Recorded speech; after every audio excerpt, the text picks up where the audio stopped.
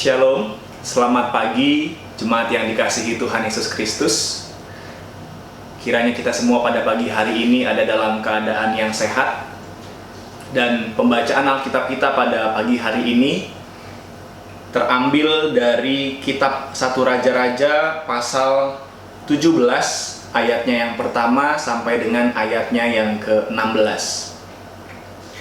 Pembacaan Alkitab kita pada pagi hari ini ada di bawah dua perikop, yaitu Elia di tepi sungai Kerit dan Elia dan janda di Sarfat.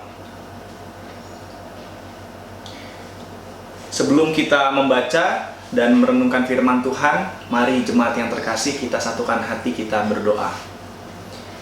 Terpujilah Engkau Allah Bapa kami yang bertahta di dalam kerajaan surga.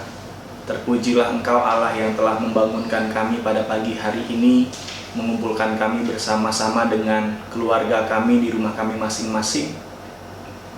Ya Allah yang hidup, saat ini kami menghadap kehadirat-Mu, memohon penyertaan-Mu.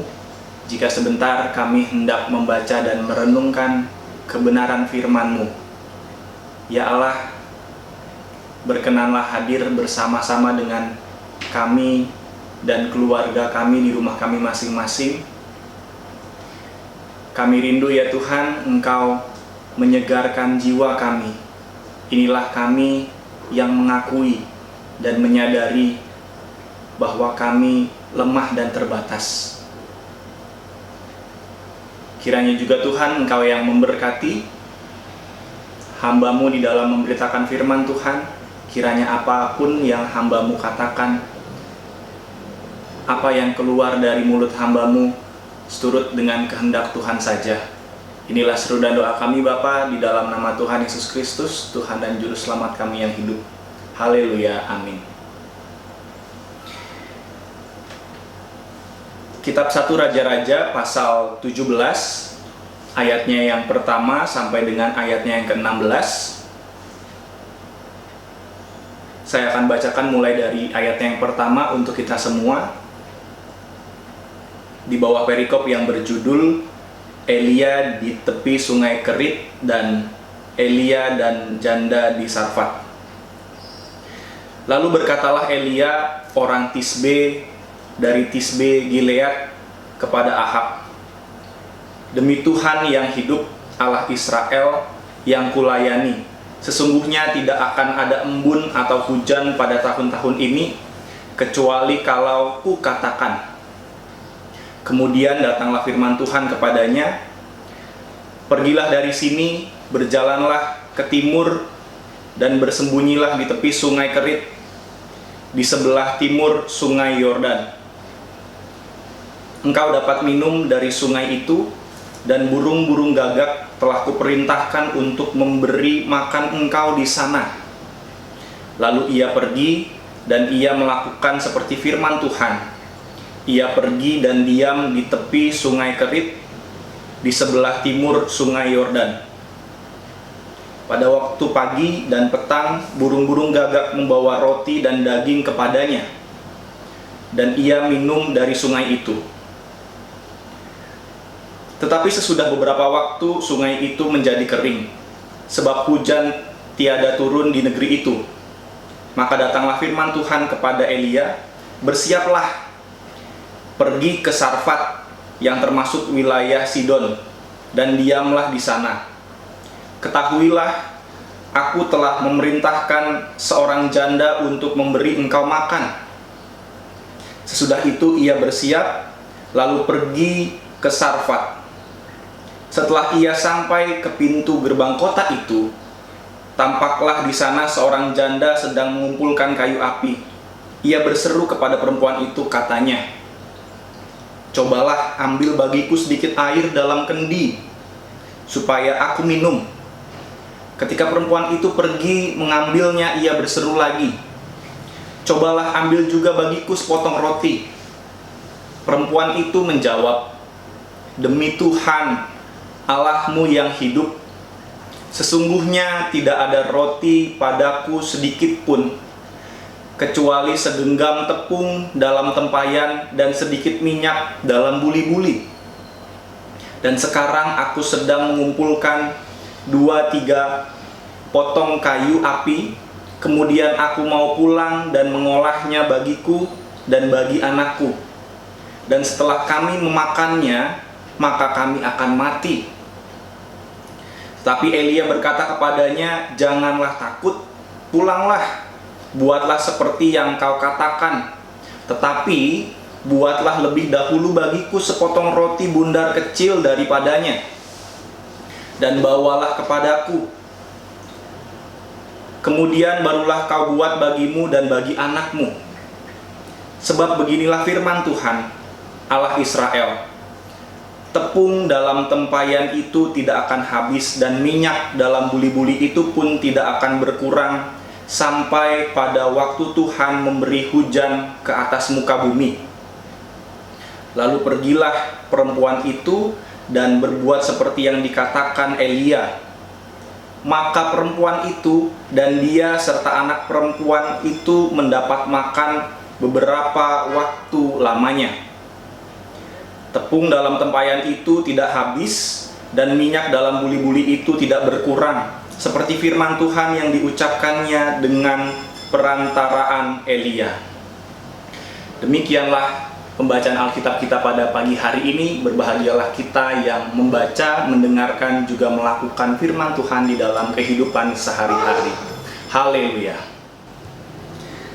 Selamat pagi jemaat yang dikasihi Tuhan Yesus Kristus. Shalom.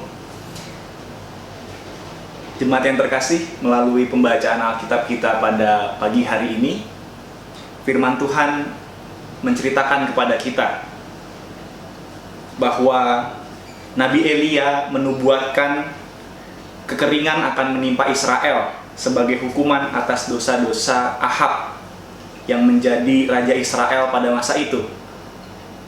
Ahab dan istrinya Isabel mengembangkan praktik penyembahan berhala di seluruh tanah Israel kepada dewa orang Kanaan yang disebut Baal. Oleh karena itu, Nabi Elia begitu bersemangat mengutuk penyembahan berhala tersebut dan menubuatkan bahwa Allah akan menghukum perbuatan jahat mereka. Nabi Elia menjadi nabi yang setia karena ia selalu pergi dan melakukan seperti yang difirmankan Tuhan kepadanya.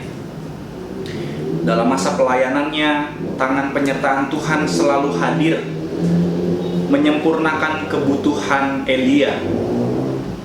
Dua bukti hadirnya tangan penyertaan Tuhan yang sempurna dalam masa pelayanan Nabi Elia terjadi ketika yang pertama, Elia tetap hidup dengan bantuan burung-burung gagak saat ia bersembunyi dari Ahab di tepi sungai Kerit. Yang kedua, selama kekeringan, Elia dan seorang janda serta anak laki-lakinya tetap hidup karena mukjizat Tuhan melalui sedikit tepung dan minyak yang tidak pernah habis. Mengawali ibadah pada pagi hari ini, mengawali renungan kita, mari kita melihat mata orang-orang yang ada di sekitar kita. Jemaat yang terkasih, mari kita melihat ke kanan dan ke kiri. Kita melihat mata orang-orang yang ada di sekitar kita. Adakah mata-mata yang masih mengantuk dalam mendengarkan renungan pagi hari ini? Jemaat yang terkasih, tema renungan kita pada pagi ini adalah hidup karena percaya, bukan karena melihat. Hidup karena percaya, bukan karena melihat. Pada pagi ini kita mau bersama-sama belajar dari seorang nabi yang berani dan setia menentang kejahatan. Dan hidupnya senantiasa dicukupkan Tuhan, meskipun ia seringkali menghadapi ancaman dari orang-orang yang hidup di dalam kejahatan.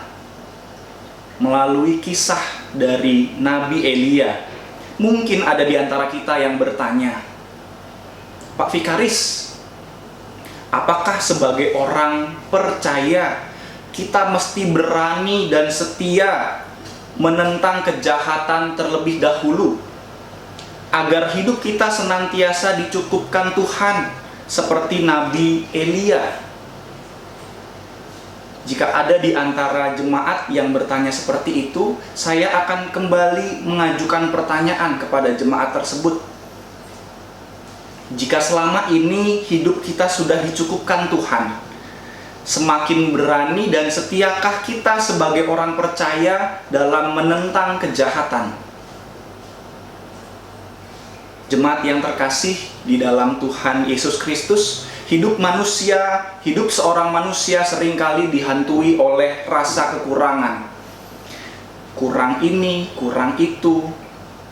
Karena manusia cenderung melihat apa yang dimiliki orang lain dan tidak dimiliki oleh dirinya.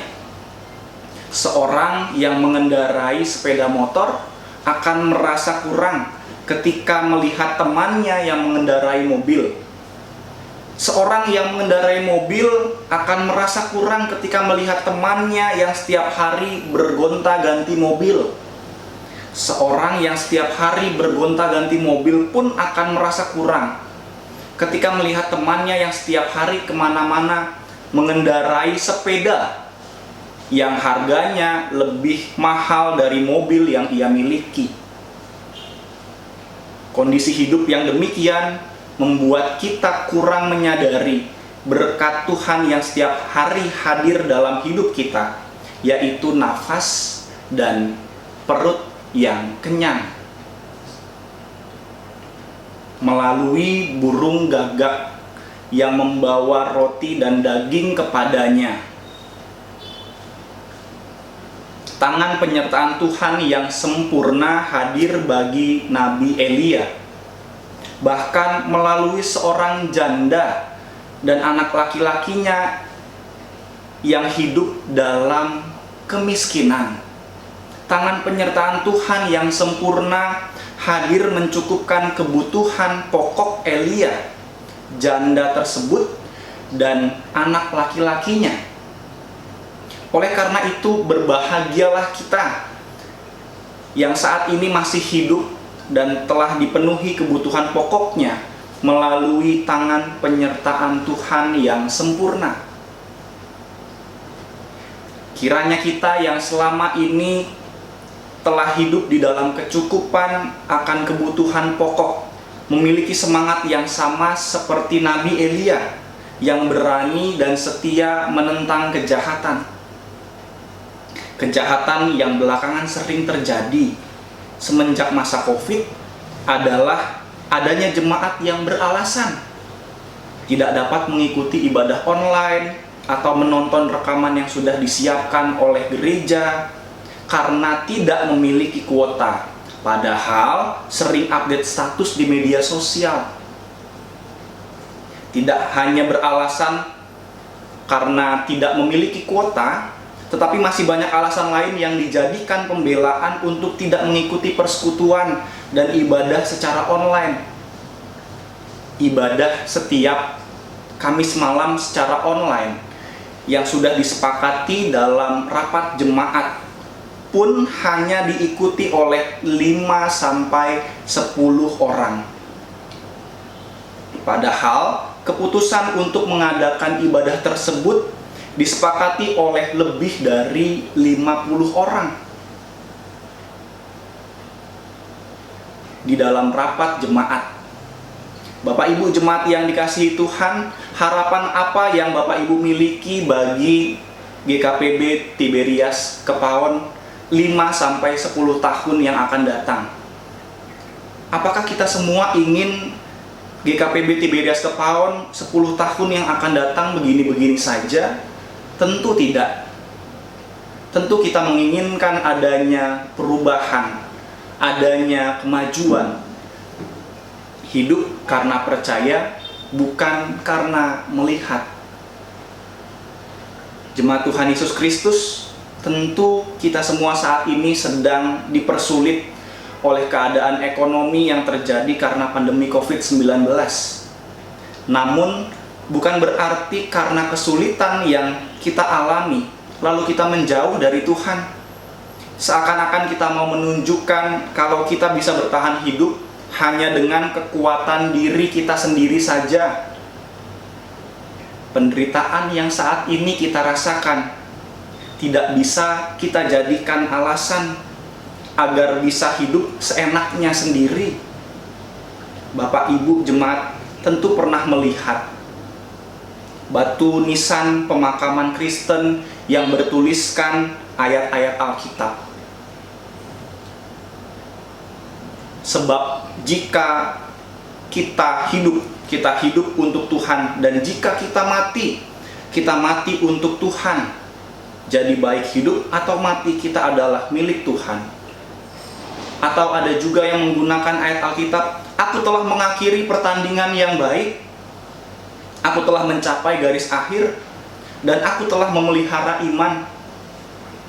Atau ada juga yang menuliskan, karena bagiku hidup adalah Kristus dan mati adalah keuntungan. Pertanyaannya, apakah ayat-ayat Alkitab tersebut ditulis pada batu nisan hanya untuk mempercantik pemandangan dari makam kita kelak? Hidup karena percaya, bukan karena melihat. Selain dari Nabi Elia dan seorang janda, kita dapat melihat seorang tokoh yang begitu nyata hidup karena percaya dan bukan karena melihat, yaitu seorang Ayub yang dalam penderitaannya berseru karena ia tahu jalan hidupku. Ia tahu jalan hidupku. I-nya huruf besar. Karena ia tahu jalan hidupku, seandainya ia menguji aku akan timbul seperti emas. Kakiku tetap mengikuti jejaknya, aku menuruti jalannya dan tidak menyimpang. Perintah dari bibirnya tidak kulanggar. Dalam sanubariku kusimpan ucapan mulutnya. Lihatlah begitu banyak teladan dalam Alkitab yang terlebih dahulu sungguh-sungguh percaya dan melihat berbagai kebaikan Tuhan yang terjadi dalam hidupnya. Mereka tidak menunggu-nunggu kebaikan Tuhan terjadi dalam hidupnya sebagai syarat untuk lebih sungguh lagi menghidupi kepercayaannya. Tuhan Yesus sendiri pernah mengatakan kepada Thomas, "Karena engkau telah melihat aku, maka engkau percaya. Berbahagialah mereka yang tidak melihat, namun percaya." Hidup karena percaya, bukan karena melihat. Amin. Saat teduh untuk kita semua.